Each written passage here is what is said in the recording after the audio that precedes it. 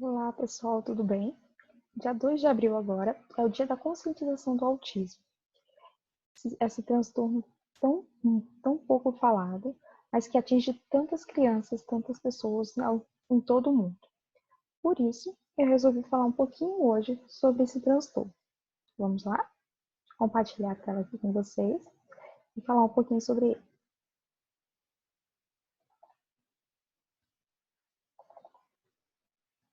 Então, dia 2 de abril é o Dia Mundial da Conscientização do Autismo. Existem 2 milhões de brasileiros que são diagnosticados com esse transtorno. E o que é esse transtorno?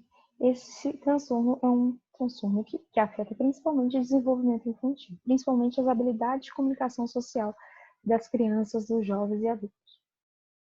O diagnóstico normalmente é feito quando criança ainda, e quanto mais cedo, melhor é para fazer a estimulação dessa criança. Existem vários sintomas desse transtorno e cada criança muitas vezes reage de alguma maneira e tem suas capacidades diante desse transtorno. Por isso que é uma coisa tão ampla. A gente chama que é transtorno do espectro autista, de tantas possibilidades que tem dentro desse transtorno.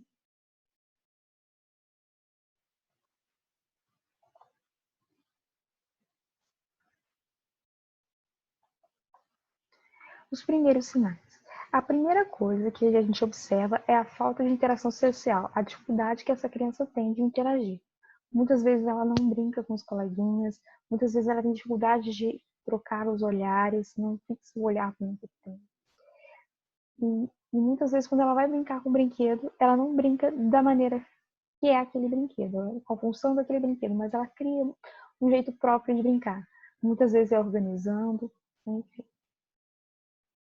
A dificuldade de comunicação, como eu falei, é o principal ponto que a gente observa. Muitos autistas, às vezes, nem desenvolvem uma comunicação, uma linguagem. Outros, por exemplo, têm ecolalia. Aqui tem a imagem do vamos ao cinema hoje à tarde. Aí a criança fica cinema, cinema, cinema, repetindo aquela palavra. É isso que se chama a ecolalia, a repetição. Parece um eco. Outra característica muito forte é o comportamento repetitivo, são as estereotipias. Muitas vezes a criança anda na ponta dos pés, balança muito a mão, o corpo. Esses comportamentos repetitivos é para aliviar alguma tensão, algum estresse que ela está passando.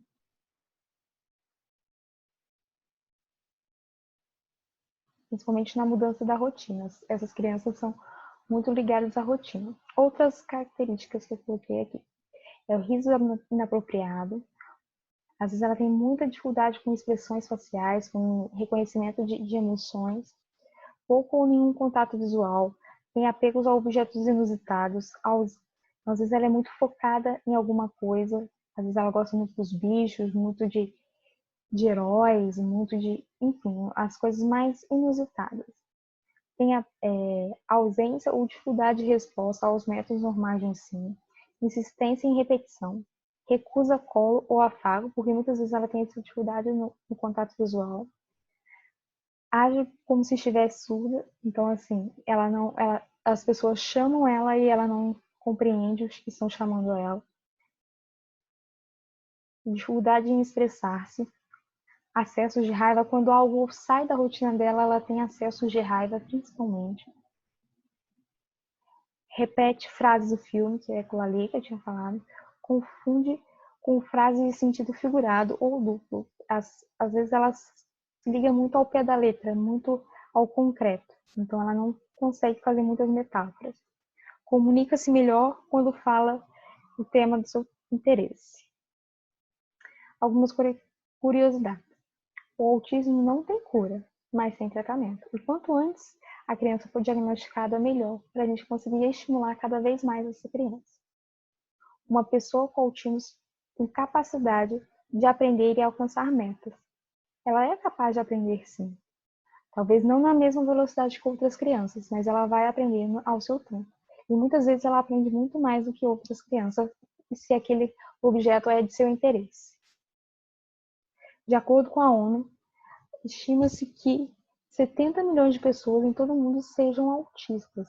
olha só, 70 milhões. No Brasil, quase 2 milhões, como eu falei anteriormente. O azul foi definido como uma cor do símbolo porque a síndrome é mais comum em meninos do que em meninas. Esse daqui é o símbolo, é o quebra-cabeça, para mostrar a diversidade que tem dentro desse espectro autista. Algumas dicas para educadores. A primeira delas é a parceria com a família. Isso é fundamental, seja para crianças autistas, seja para todos os transtornos, para todas as crianças. A família tem que participar ativamente da escola e a escola tem que buscar a família como apoio. Acredite no potencial do seu aluno, ele é capaz de fazer as coisas sim. Para isso é muito importante que se estabeleça uma rotina para ele. Então tem horários, sempre siga a mesma ordem, sempre siga a mesma rotina, a mesma agenda. Comece pelas tarefas mais fáceis e deixe as mais difíceis para mais tarde. Então a gente vai fazendo um crescimento. Essa dica pode ser para todas as crianças. Crianças com TDAH, crianças com dificuldade de aprendizagem. Comece pelas tarefas que ela consegue e assim vai aumentando o nível de dificuldade.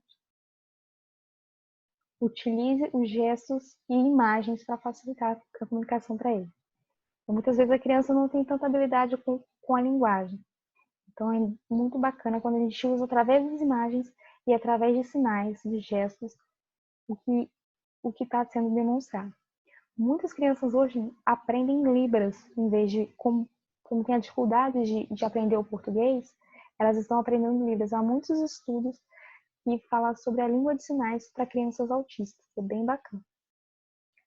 Evite falar muito alto e toda situação que envolva muito estímulo. É muito bacana quando a gente vai falar com um autista que a gente fala de uma maneira simples e rápida, sem muitos estímulos em volta, sem muitas informações. Pergunte uma coisa, espere a resposta, depois pergunte outra. Uma pergunta de cada vez. Uma dica de série que eu gostaria de dar para vocês é essa aqui, Atypical, que fala sobre a realidade desse menino, desse jovem. E é bacana que você vai ver o lado da família, o lado dele, o lado da escola e todas as questões que ele tem de uma criança, de um adolescente normal, só com algumas características diferentes. Não queremos mudar a forma com que nossos filhos veem o mundo. Queremos mudar a forma como o mundo vê nossos filhos. Diferente é o mundo que queremos. Então, a gente tem que lutar para um mundo diferente. Não é nossos filhos que têm que ser diferentes, mas a forma como as pessoas olham para eles. Essa que faz toda a diferença.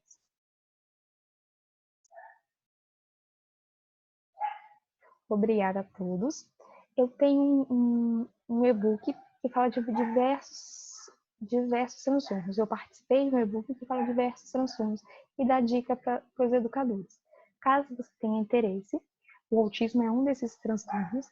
Caso você tenha interesse, me mande uma mensagem que a gente conversa sobre ele. Qualquer dúvida, pode me mandar mensagem também. Espero que esse conhecimento tenha ajudado vocês. Até a próxima.